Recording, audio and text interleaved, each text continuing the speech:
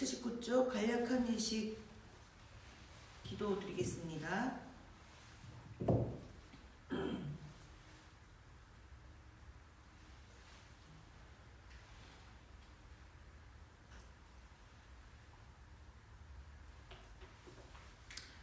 성부와 성자와 성령의 이름으로 아멘. 주님께서 이제 여기에 우리와 함께 하소서. 기도합시다. 사랑의 하느님, 의로우신 성자께서는 이 세상을 구원하러 오시어 우리 죄인들과 같이 세례를 받으셨나이다. 비오니 주님의 이름으로 세례받은 우리도 죄에 대하여 죽고 의에 대하여 다시 살게 하소서. 이는 성부와 성령과 함께 한 분 하나님이신 우리 주 예수 그리스도를 통하여 기도하나이다. 아멘. 시편은 66편입니다.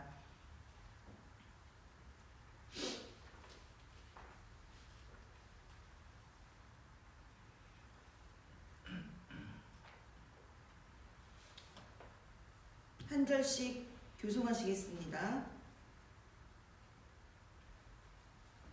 온 땅은 하느님을 환호하여라. 존귀하신 이름을 노래하고 찬양으로 영광을 돌리어라. 이렇게 하느님을 찬양하여라. 당신은 두려우신 분, 그 하신 일 놀랍습니다. 당신의 힘, 그 크신 능력을 보고 원수들이 무릎 꿇습니다. 온 세상이 당신 앞에 엎드리고 당신을 찬양합니다. 당신의 이름을 찬송합니다. 오라 와서 보아라. 하느님 하신 일들을, 인간에게는 엄청나고 두려운 일들을. 바다를 단단한 땅으로 바꾸셨고 사람들을 걸어서 건너게 하셨다. 그러기에 우리의 기쁨은 그분 안에 있다. 그분은 영원한 힘의 통치자, 그 눈은 만방을 내려다보시고 살피시니 아무도 머리들어 반역하지 못하리라. 민족들아, 우리 하느님을 찬미하여라. 소리 높여 찬양하여라. 실족하여 죽을세라 염려해 주시며 우리의 목숨을 되살려 주셨다.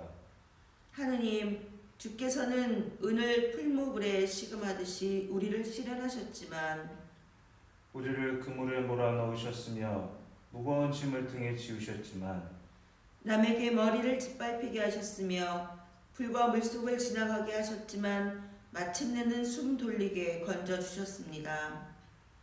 그러므로 내가 번제를 드리러 당신 집에 왔습니다. 서원한 것 바치러 왔습니다.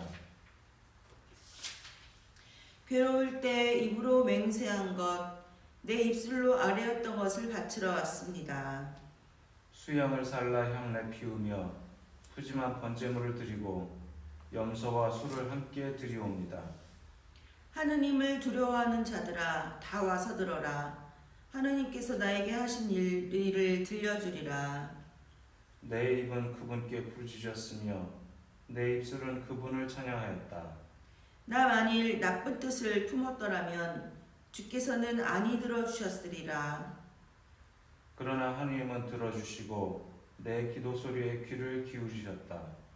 내 기도를 물리치지 아니하시고 당신의 사랑을 거두지 않으셨으니 하느님 찬미 받으소서.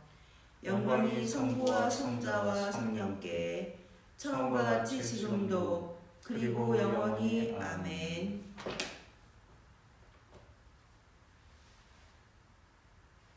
오늘 성경 말씀은 디도서 3장 5절에서 7절의 말씀입니다.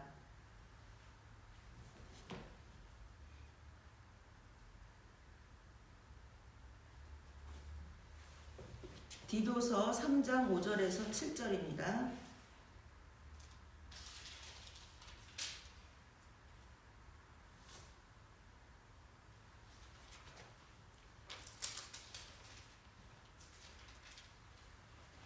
한 절씩 교독하도록 하겠습니다.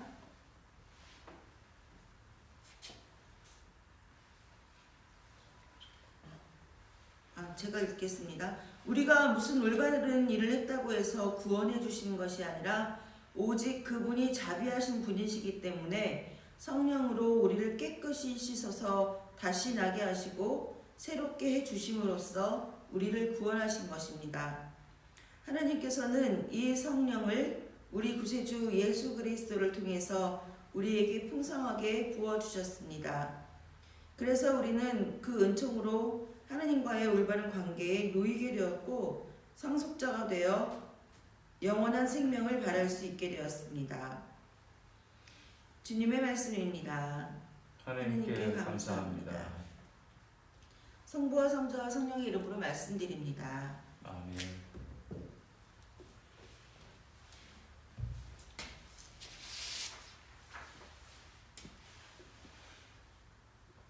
지난 주일에는 주님의 세례 받으심을 기억하면서 우리의 정체성은 무엇이냐면 우리도 세례 받은 자다. 그것을 잊지 말고 세례 받은 자답게 살아가자고 말씀을 드렸습니다.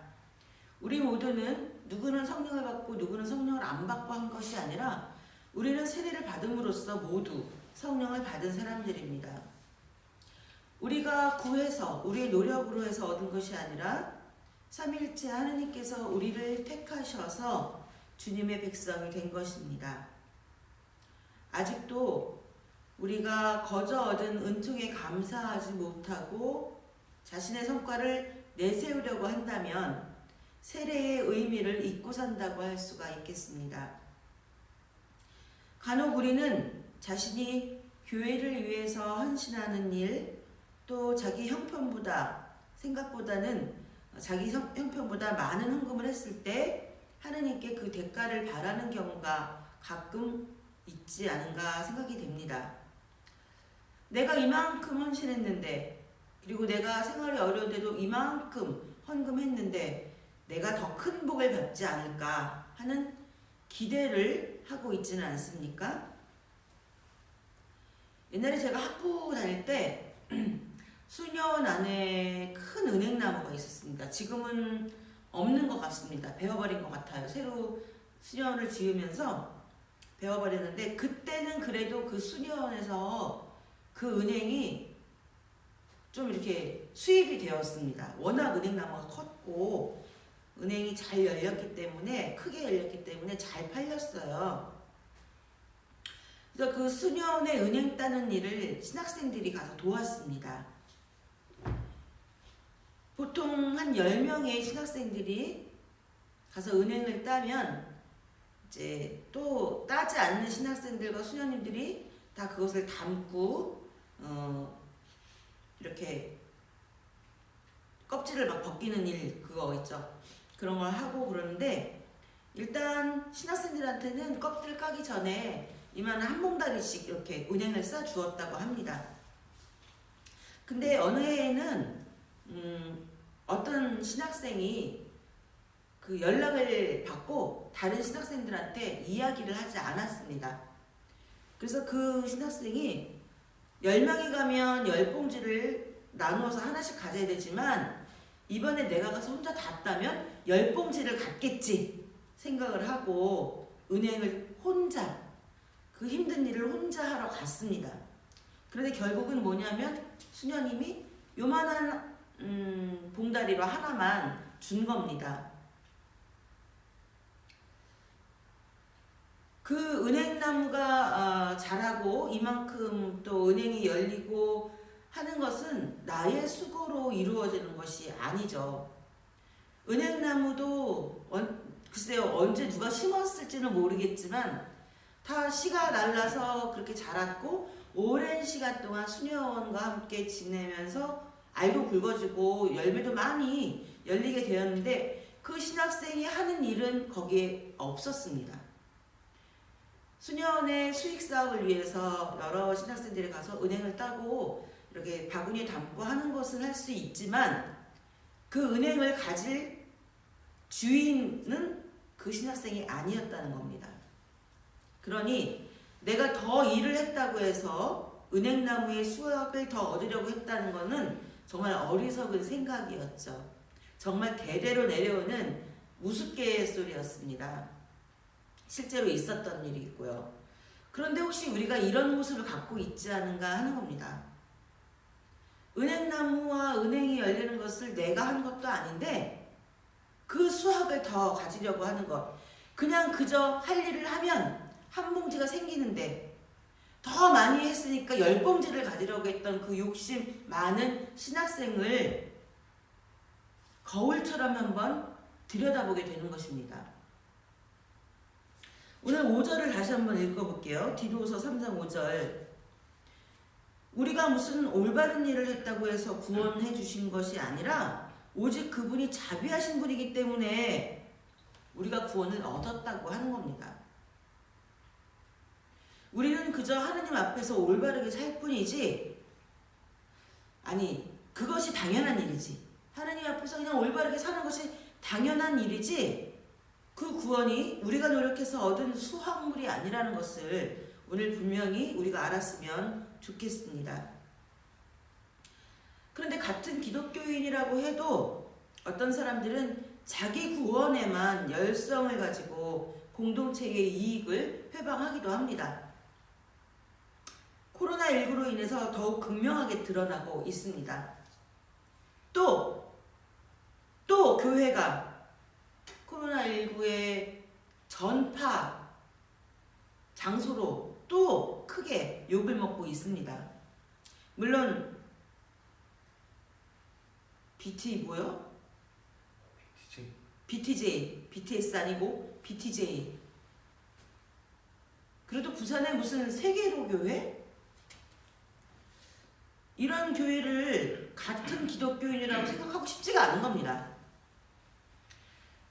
많은 국민들이, 그리고 그 주변에 있는 상인들이 고통을 겪고 있는 것을 보면서도 교회가 대면 예배를 제재하는 것이 종교 탄압이라고 하고, 또 다 모여서 대면 예배를 해야만 진정한 예배다 하면서 이 역병을 멈추지 않게 작용하는 사람들이 바로 우리와 같이 불려지는 그리스도인이라는 것입니다.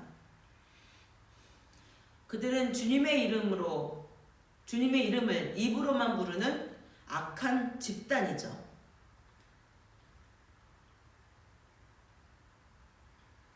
실제로 많은 개신교회의 교인들이, 그냥 평범한 사람들이 그렇게 말합니다. 왜 교회만 가지고 그래?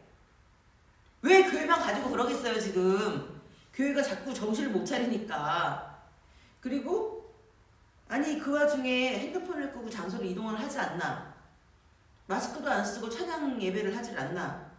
이러니까 교회를 가지고 얘기를 안 할 수가 없는 것입니다. 우리는 지금 이 순간에도 이웃을 배려하고 내가 혹시 손해를 보더라도 이웃을 위험에 빠지게 하는 일은 없어야겠습니다. 그것이 바로 구원받은 자의 모습이고 세례받은 자의 모습입니다. 우리는 그들과 달라서 입으로만 주님을 찾는 것이 아니라 삶으로서 진정한 하느님의 자녀가 되어 하느님과 올바른 관계에 놓이게 된 그런 영광을 누리시기 바랍니다. 이번 토요일에 우리 신유스틴 교우가 결혼을 합니다. 결혼하기 전에는 다 행복할 것 같지만 살아보신 분은 알겠지만 꼭 그렇지도 않습니다. 결혼은 현실이고, 그리고 그동안에는 부모님이 다 맞춰주었겠죠. 부모님이 울타리가 되어주었지만 이제는 독립된 한 가정에서 서로 맞춰가면서 정말 리얼 현실을 살아가게 되는 것입니다. 저는 두 분에게 행복하세요 라는 말보다는 주님의 구원에 감사하면서 서로 겸손하고 서로 배려하면서 사세요, 이렇게 말해주고 싶습니다. 오늘 시편에서도 우리가 읽었지만 하느님은 은을 풀무불에 시금하듯이 우리를 시련도 하시고 우리를 그물에 몰아도 넣으시고 무거운 짐을 등에 지우셨지만 또 그리고 남에게 머리를 짓밟히게도 하셨어요. 그러나 마침내는 숨 돌리게 건져주셨습니다.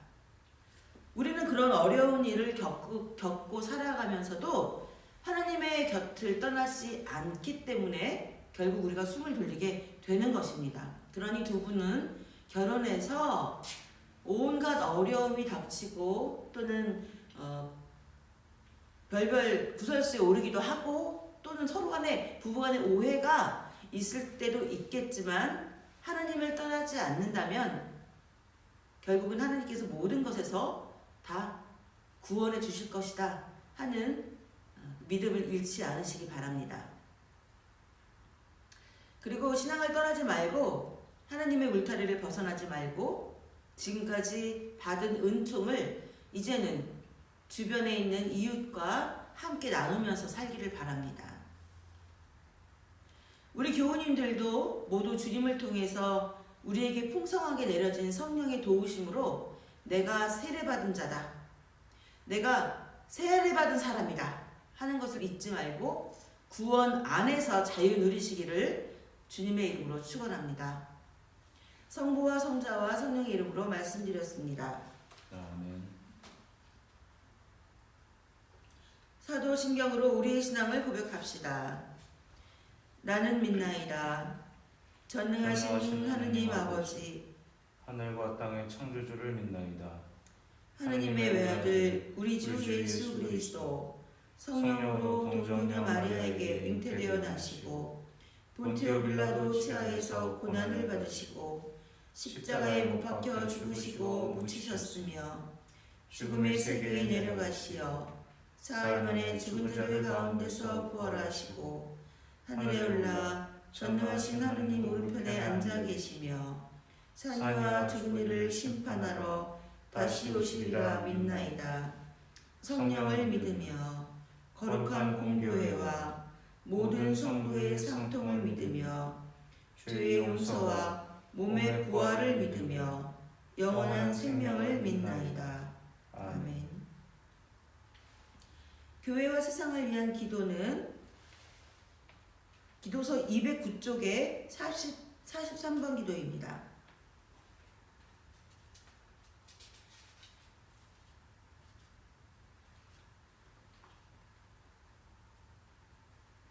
(209쪽에) 43번 기도, 신유스틴과 황신혜님의 결혼을 생각하면서 함께 기도하겠습니다. 기도합시다. 사람을 남자와 여자로 지으시고 가정을 이루게 하신 하느님, 주님의 백성이 살고 있는 모든 가정들을 주님의 자비로운 보살핌에 맡기나이다. 간절히 비오니 모든 가정이 많은 역경의 상처를 이겨내며 부질없는 욕망을 버리고 생명에 대한 오만을 멀리하게 하시며 믿음과 덕과 바른 지식과 절제, 인내와 경건으로 채워주소서. 거룩한 결혼을 통해서 한 몸이 된 사람들을 한결같은 애정 속에 하나로 묶어주시어 어버이는 자애로움으로 자녀를 양육하고 자녀들은 어버이를 공경하며 화목하게 하소서. 우리 주 예수 그리스도를 통하여 기도하나이다. 아멘. 주님께서 가르치신 대로 기도합시다. 하늘에 계신 우리 아버지, 온 세상의 아버지를 하느님으로 받들게 하시며 아버지의 나라가 오게 하시며 아버지의 뜻이 하늘에서와 같이 땅에서도 이루어지게 하소서. 오늘 우리에게 필요한 양식을 주시고 우리가 우리에게 잘못한 일을 용서하듯이 우리의 잘못을 용서하시고 우리를 유혹에 빠지지 않게 하시고 악에서 구하소서. 나라와 권세와 영광이 영원토록 아버지의 것이옵니다. 아멘. 마침 기도합니다. 우리 주 예수 그리스도의 은총과 하나님의 사랑과 성령께서 이루어지는 친교가 우리와 항상 함께 하소서. 아멘.